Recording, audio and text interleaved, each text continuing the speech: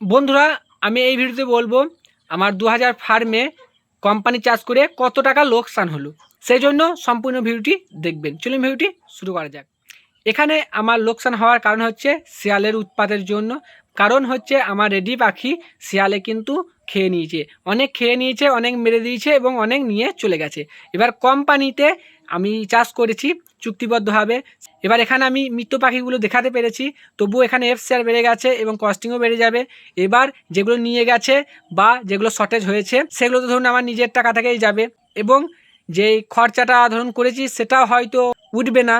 এবার কিছু পেমেন্ট পেতে পারি। মোটামুটি ধরুন লোকসান বলতে 2000 ফার্মে এই লটে 30 থেকে 40,000 টাকা লোকসান হয়ে গেছে। ব্যবসায় লাভ ক্ষতি আছে, কিছু তো করার নেই। এটা আপনাদেরকে বলা দরকার ছিল, তাই বলে দিলাম। আপনারা সাবধান থাকবেন যেন এরকম আমার হয়েছে আপনাদের যেন না হয়। আর কিছু জানা থাকলে অবশ্যই কমেন্ট করবেন। সকলে ভালো থাকবেন, সুস্থ থাকবেন। ধন্যবাদ।